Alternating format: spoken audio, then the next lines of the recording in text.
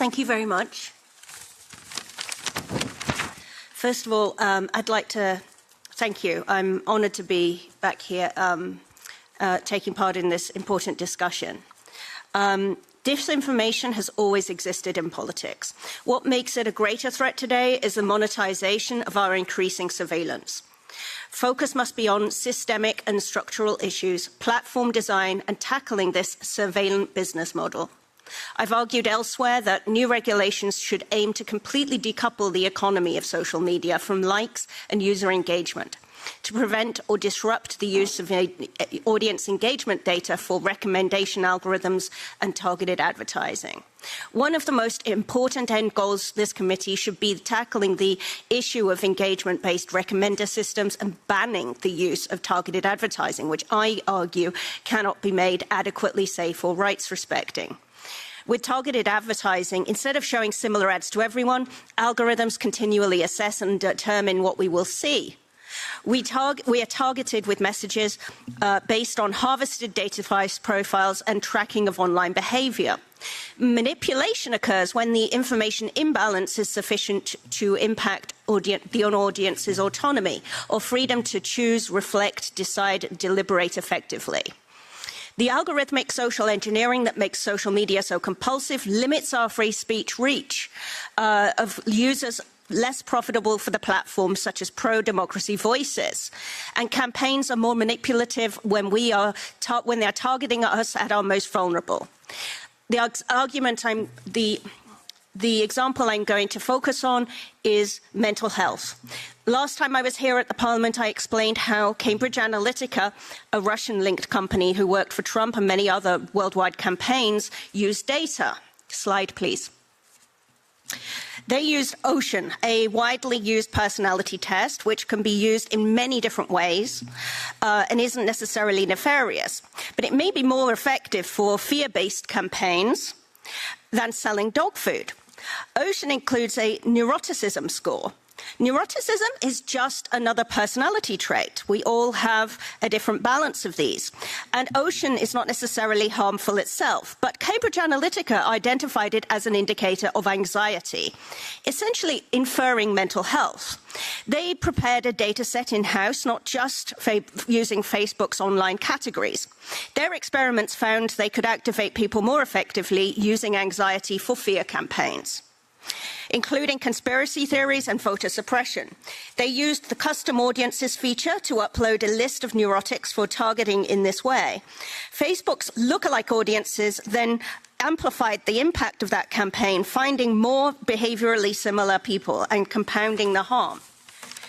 In November 2022, in a previous EU panel, I explained this research and how it could be still essentially repeated in the EU. Personality tests don't seem nefarious, and it may not be obvious why and how they're being used. I said that the EU plans relied too much on campaign companies' honest declarations to platforms. That sensitive data categories could be navigated, and custom audiences should be prohibited as it's too hard to police. EU regulations have tried to address the problem with explicit informed consent and by restricting those inferring special categories of data. The regulations, though, may be more enforceable with large platforms, as in the Schrems case. But with campaign firms, they rest too much on smaller firms like Cambridge Analytica's openness and the ability of platforms to evaluate whether data subjects have been characterized by third parties in a way that reveals a GDPR special category. So I want to illustrate to you, slide, how people might be navigating these special categories and how they can use AI to help them do this. First, I asked the free version of ChatGPT what data types targeted advertising can use that are harmful, using sensitive data that do not fall within the GDPR special protected categories. It gave me this lovely table, which tells me not just harms that I could produce, but how I could use proxies for the categories, including anxiety. Types of data it points out, are not explicitly regulated like GDPR special categories, but can be just as revealing, stigmatizing, or vulnerable to abuse. And they lack the same level of consent and protection, making them dangerous in commercial targeting contexts. So ChatGPT not only created posts and told me what categories to use to target anxious people, a practice it's told me was harmful, it told me to do it with categories that would not reveal my intent and expose my harmful targeting plan. Next slide, please. I asked, explain how anxiety inferred from behavior could legally be used to target a political Facebook advertising campaign, arguing that the EU is censoring citizens.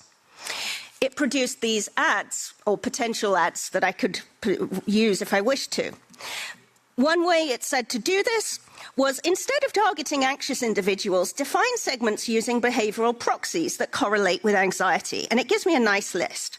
Late-night browsing patterns could be nighttime newsreaders. It recommended, to be legally safe, not using or labeling individuals with a health or anxiety profile, but framing the targeting as interest-based or content engagement-based, making clear that no sensitive data was being explicitly processed. It reassured me that the ads, funding, sponsor, and targeting rationale are all disclosed up front as required by the DSA. It even told me how to frame my transparency statements in a way that would make my campaign compliant. Next slide, please. The problem is that most of the enforcement is resting on honest transparency statements that might be hard for platforms to check.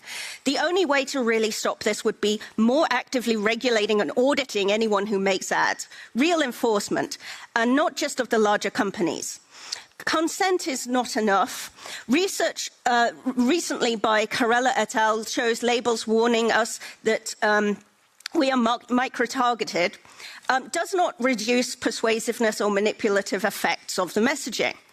Media literacy will also never rebalance the manipulative power advantages advertisers enjoy. Focus should be on the policing of this industry that's profiting from manipulating and deceiving us. The human limits on our digital literacy will not keep up as this era of AI is advanced by quantum computing into our future. Any serious Article 34 assessment would shut the tools of these social media giants down on the basis of their systemic risks central to the business model. No one wants censorship. What we want is to know that surveillance isn't stacking the decks against us as ordinary citizens who are consuming this content. By suggesting